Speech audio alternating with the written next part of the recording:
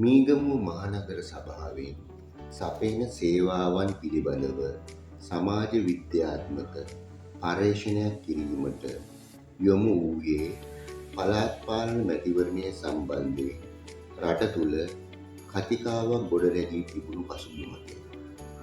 එම කතිකාව තුළ පෙනෙන්නට තිබුණේ නගර සභාවකින් සිදුවන සේවාවන් වීදියක ලාම්පුවක් දමා ගැනීමට, කානුවක් පිරිසිදු කිරීමට හා කුණුකසල රැගෙන යාම සඳහා එම සේවාවන් ලබුකොට ඇති බවයි.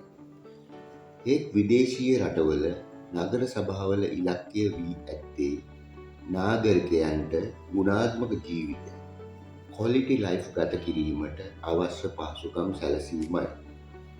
පළාත් පාලන ආයතන වල පත්වන සභිකයන්ට මෙන්ම මහජනතාවටද මේ පිළිබඳව දැනුම අඩු බව දැනෙන්නට තිබේ.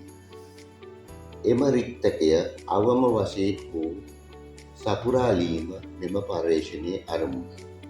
මෙම පර්යේෂණය මීගමුව නාගරික සීමාව තුළ පදිංචිකරුවන්ගෙන් සම්මුඛ සාකච්ඡාව ඔස්සේ ලබාගත් දත්ත පදනම් කරගෙන සිදු කර ඇත. මුලින්ම මීගමුව පසුබිම් තොරතුරු පිළිබඳව අවධානය යොමු කරමි. මීගමු කොට්ටාසය වර්ග කිලෝමීටර් 50ක් පුරා පැතිර ඇත. එහි ජනගහනය 1,42,136ක් වේ. ජනගණත්වය 2,843ක් වේ.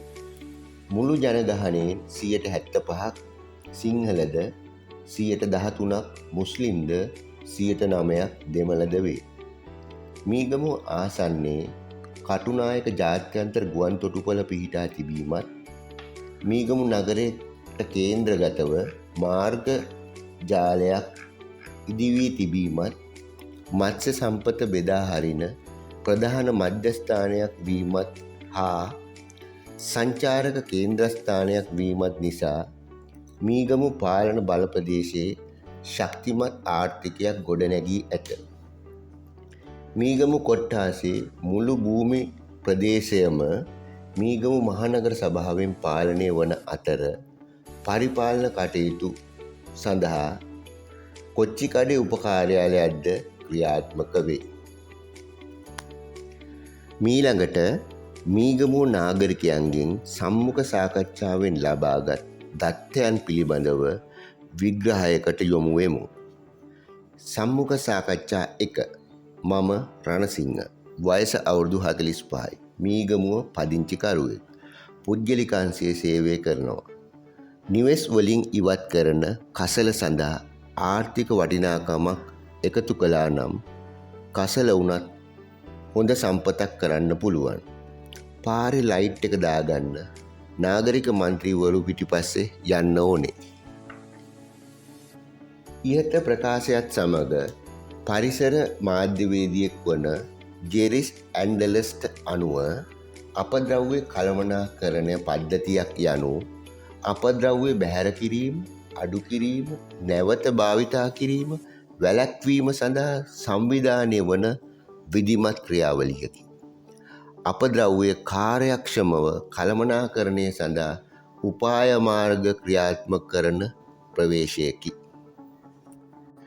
ඒ අනුව නගර සභාව මගින් ප්‍රතිචක්‍රීය කරන වැඩපිළිවෙල යටතේ මේ වන විට ක්‍රියාත්මක කරන කොම්පෝස් සැකසීමේ ව්‍යාපෘතිය තව දුරටත් පුළුල් කිරීමට කටයුතු කිරීම.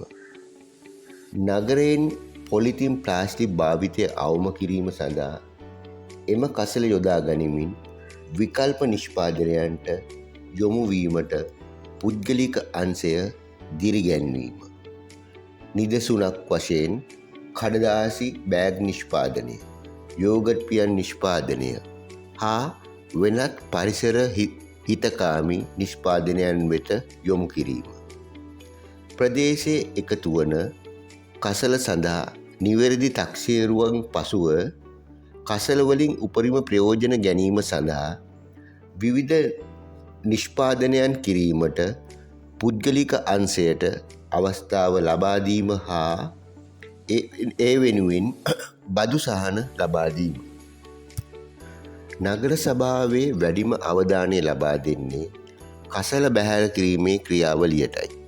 කසල බැහැර කිරීම සම්බන්ධයෙන් නාගරිකයන්ගේ චින්තන රටාව හා ආකල්ප වෙනස් කිරීමට ප්‍රමාණවත් අවධානයක් ලබා නොදෙයි.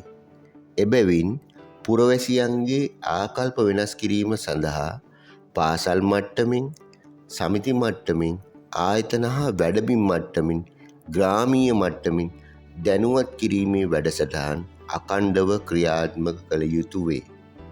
දැනුවත් කිරීම යන හුදු පත්‍රිකා බෙදහැරීමක් නොව වඩාත් ඵලදායී sannivedana උපාය මාර්ග ක්‍රියාත්මක කිරීමයි. මීගමු නගරයෙන් එකතු වන කසල ප්‍රමාණය අධික බැවින් පොලිතින් භාවිතය අවම කිරීම සඳහා ව්‍යාපාරිකයන් සමග එකඟතා ප්‍රවේශයකින් කටයුතු කිරීම. තවද නගර සභාවෙන් ඉටු විය යුතු ප්‍රාථමික හා සරල කාර්යයක් වශයෙන් වීදි පහන් සවි කිරීම හඳුන්වා දිය හැකිය. මේ සඳහා සරල මුදුකාංගයක් භාවිතා කර හෝ WhatsApp මගින් හෝ හොට්ලයින් අංකයක් මගින් පැමිණි ලැබුණු විට කඩිනමින් ක්‍රියාත්මක වීම සඳහා තාක්ෂණික කණ්ඩායමක් යොදවා තිබීම පමණක් ප්‍රමාණවත් වේ. සම්මුඛ සාකච්ඡා 2. මම මදුෂාන්, වයස අවුරුදු 35, වෘත්තියෙන් සංචාරක ව්‍යාපාරයේ යෙදී සිටී. මීගමුව සංචාරක ව්‍යාපාරය කඩා වැටීගෙනයි යන්නේ. ඒකට හේතු කීපයක් තියෙනවා. අධිවේගී මාර්ගී ඉදිකිරීමත් එක්ක විදේශීය සංචාරකයෝ දකුණු පැත්තට යනවා. අපේ බීච් එකේ සංචාරක ආකර්ෂණය නැති වීගෙනයි යන්නේ. ඒකම මීගමේ හෝටල් වල අය කරන ගාස්තුද අනිත් ප්‍රදේශවලට සාපේක්ෂව වැඩි. මෙම ප්‍රකාශයත් සමග මීගමුව සංචාරක කර්මාන්තය දියුණු කිරීමට මීගමුව මහනගර සභාවට පමණක් තනිව කළ හැක්කක් නොවේ. කෙසේ වෙතත් සංචාරක ව්‍යාපාරය සම්බන්ධ රාජ්‍ය ආයතන හා පුද්ගලික ආයතනවල මැදිහත් කරගෙන සංචාරක ව්‍යාපාරය ප්‍රවර්ධනය කිරීම සඳහා සැලකිය යුතු දායකත්වයක් නගර සභාවට ලබා දිය හැකිය. විදේශීය සංචාරකයන් වැඩි දින ගණනක් මීගමුව තුල රඳවා ගැනීමට මීගමු වෙරළ, මීගමු කලපුව, හැමිල්ටන් ඇල, පුරාවිද්‍යාත්මක ස්ථාන සහ වෙනත් ස්ථාන ඇතුළත් කොට සංචාරක සිතියමක් සකස් කර ප්‍රවර්ධනය කර විදේශිකයින් මීගමුවට ගෙන්වා ගැනීමට, රඳවා ගැනීමට අලෙවි ප්‍රවර්ධන වැඩසටහන් දියත් කළ යුතුය. එසේම මීගමුවට අනන්‍ය වූ ආහාර සංස්කෘතියද එම අලෙවි ප්‍රවර්ධන වැඩසටහන් සඳහා එක් කළ යුතුය. එසේම වෙරළ තීරය පිරිසිදුව පවත්වා ගැනීමට වැඩසටහන් ක්‍රියාත්මක කිරීමටත් වෙරළ උද්‍යානයේ පරිසර හිතකාමී හා තිරසර ලෙස සංවර්ධනය කිරීමට කටයුතු කිරීම. සංචාරක ව්‍යාපාරය හා දීවර කර්මාන්තය අතර ගැටුමක් ඇති නොවන ආකාරයට සංචාරක ව්‍යාපාරය දියුණු කිරීම යෝග්‍ය වේ. සම්මුඛ සාකච්ඡා 3. මම නාලඩි, වයස අවුරුදු 40යි. මම නගර සභා පුස්තකාලයේ පාඨකයෙක්. පොත් ගන්නයි පත්තර බලන්නයි යනවා. පුස්තකාලේ පොත් රාක්කවල හොයාගන්න අමාරුයි. රාක්ක ප්‍රමාණවත් නැහැ. රාක්ක අතර අඳුරුයි. අලුතෙන් හදන පුස්තකාලේ වසර ගාණක් තිස්සේ හදන්නේ. තාම පුස්තකාලේ ඒ ගොඩනැගිල්ලට ගෙනියලා නැහැ. ඇගේ ප්‍රකාශයත් සමග ඉන්දියානු පුස්තකාල විශේෂඥයෙකු වන ආචාර්ය එස්.ආර්. රංගනාදන් දක්වා ඇත්තේ සෑම පාඨකයෙකුටම පොතක් තිබිය යුතු බවත්, සෑම පොතකටම පාඨකයෙක් සිටිය යුතු බවත්ය. ඒ අනුව අපිට ගම්‍ය වන්නේ පුස්තකාලය මීගමු පුරවැසියන්ගේ තොරතුරු අවශ්‍යතාවය සපුරාලන මධ්‍යස්ථානයක් විය යුතු බවයි. අලුතින් ඉදිකර ඇති පුස්තකාලය කඩිනමින් විවෘත කිරීමටත් මෙම පුස්තකාලයේ සාම්ප්‍රදායික පුස්තකාල සංකල්පයෙන් බැහැරව තොරතුරු මධ්‍යස්ථානයක් වශයෙන් ඉන්ෆෝමේෂන් සෙන්ටර් සංකල්පයට අනුව නවීන තාක්ෂණය එක්කර ගනිමින් නාගරිකයන්ට සමීප ස්ථානයක් බවට පත්කිරීම බලධාරීන්ගේ වගකීමක් වනු ඇත. සම්මුඛ සාකච්ඡා 4. මම අමල් ප්‍රනාන්දු. වයස අවුරුදු 48යි. මම වෘත්තියෙන් ගුරුවරයෙක්. කාලය ගත කරන්න, විවේකය ගත කරන්න විශේෂයෙන් පොදු ස්ථානයක් තියෙන්නේ මීගමුව වෙරළ උද්‍යානය, රාජපක්ෂ උද්‍යානයයි. මීගමු ජනගහනයත් එක්ක ඒවා මදි. ඉහත ප්‍රකාශයත් සමග ජර්මන් ජාතික සමාජ විද්‍යාඥයෙක් වන ජෝර්ජ් ස්ටිමෙල්ට අනුව නගරය තුළ තරඟකාරීත්වය, කලබලකාරීත්වය ගණනය කිරීම නගරය තුළ තිබෙන බවත් ඊට ඔරොත්තු දී හැකි පෞරුෂයක් නාගරිකයන් තුළ තිබිය යුතු බවයි. මේ තත්ත්වය මීගමු නගරයට ආදේශ කිරීමේදී කලබලකාරී හා තරඟකාරීත්වයෙන් යුතු නගරයක් වේ. ඒ නිසාම නාගරිකයන්ගේ මානසික ආතතිය අඩු කිරීම සඳහා පොදු ස්ථාන නැතහොත් පොදු අවකාශයන් පබ්ලික් ස්පේස් අවශ්‍යතාවය වැඩියෙන් මතුවී ඇත. ඒ නිසා පුරවැසියන්ට විවේකයේ ගත කිරීමට, කාලය ගත කිරීමට, විනෝද වීමට, ක්‍රීඩා කිරීමට වෙරළ උද්‍යානය, රාජපක්ෂ උද්‍යානය, අතහර දමා ඇති ක්‍රීඩා පිට්ටනි, ඇවිදින මන්තීරු ආදිය සංවර්ධනය කර ජනතාව වෙත ලබා දීම නගර සභාවේ වගකීමක් වේ.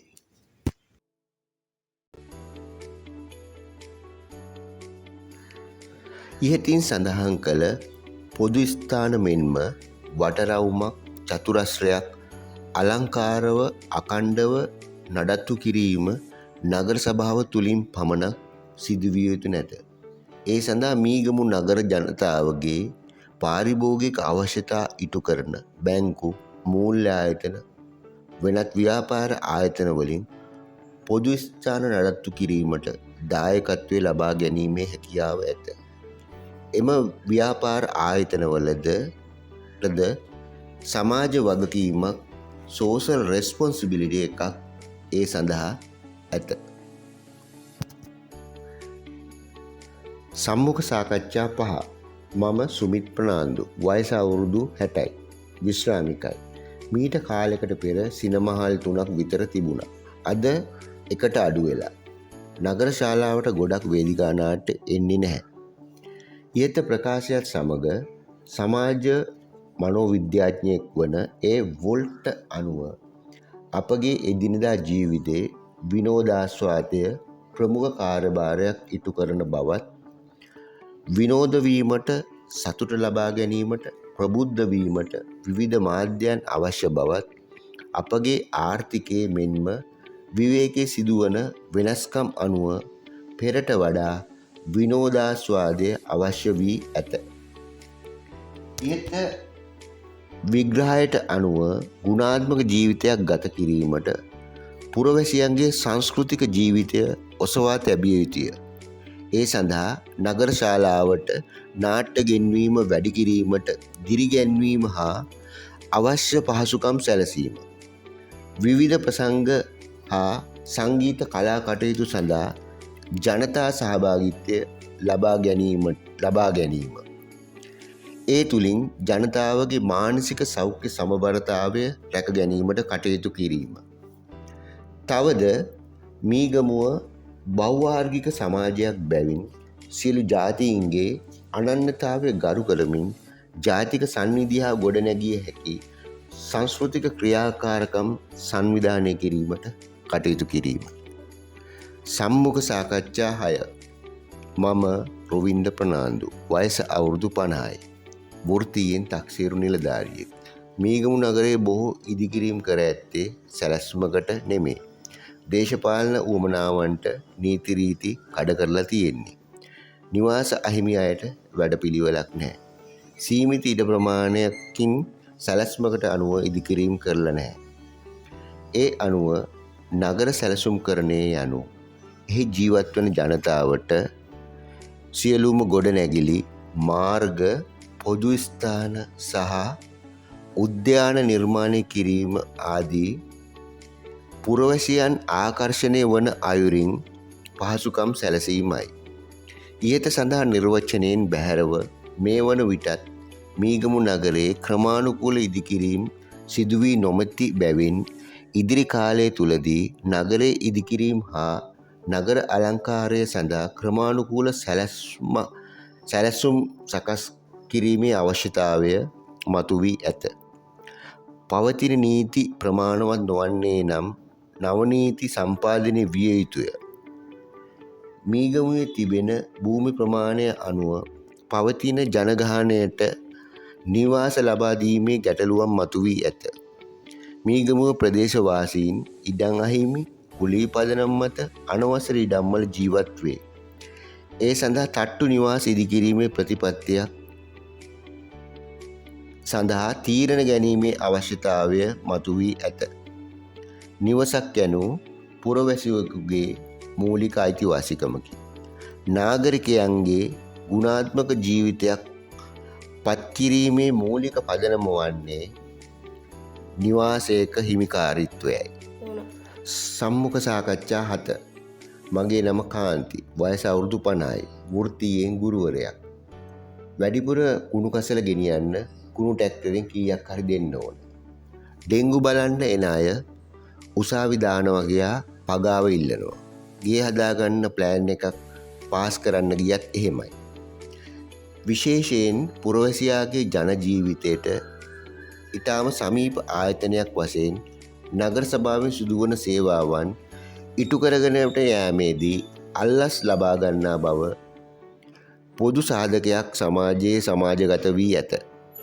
මෙම අයථා ක්‍රියාව පහළ සිට ඉහළ දක්වා සිදුවන බව සමස්ත සමාජයේම පිළිගනී. මෙවැනි අයථා ක්‍රියාවන් වැළැක්වීම සඳහා අභ්‍යන්තර වශයෙන් නෛතික රාමුවක් හා වැඩපිළිවෙළක් සකස් කිරීම බලධාරීන්ගේ වගකීමක් වනු ඇත. සම්මුඛ සාකච්ඡා 8. මම කැමිලස් පෙරේරා. වයස අවුරුදු 62යි. වෘත්තියෙන් කාර්මිකයෙක්. නගර සභාවෙන් වැඩක් කරගන්න ගියොත් හුඟක් රස්තිය අඩු වෙන්න වෙනවා. එකපාර වැඩක් කරගන්න අමාරුයි. ඉහත ප්‍රකාශයත් සමග ජනතා අපේක්ෂාවන් හඳුනා ගනිමින් කාර්යක්ෂම සේවාවක් සැපයීම සඳහා මහජනයාට සුවඳශීලී මෙන්ම මහජන අවශ්‍යතා පහසුවෙන් ඉටු කර ගැනීමට හැකිවන පරිදි ඉන්ටර්නල් ප්‍රොසෙස් එකක් අභ්‍යන්තර ක්‍රියාවලියක් ශක්තිමත් කිරීමේ අවශ්‍යතාවය මතුවී ඇත. නිගමනය නගර සභාව පුරවැසියාට ඉතා සමීප ආයතනයක් වශයෙන් උපතට පෙර සිටම මරණය දක්වාම පුද්ගල ජීවිතයේ සමාජ අවශ්‍යතාවයන් සඳහා ඍජු ලෙස සම්බන්ධ වේ. ඒ නිසාම පුරවැසියාගේ ජීවිතය ගුණාත්මක භාවයට පත්කිරීම සඳහා නගර සභාවට සැලකිය යුතු කාර්යභාරයක් ඉටු කළ හැකි බවට මෙම පර්යේෂණයෙන් අනාවරණය වේ. තවද පුරවැසියාගේ ආර්ථික, සමාජීය, සංස්කෘතික, අධ්‍යාපනික පැතිකඩයන් වර්ධනය කිරීමට දායකත්වය ලබා දීම තුළින් ගුණාත්මක පුද්ගලයෙකු quality person කෙනෙක් නිර්මාණය කර ගැනීමට අවස්ථාව ලැබෙන බවට නිගමනය කරමි.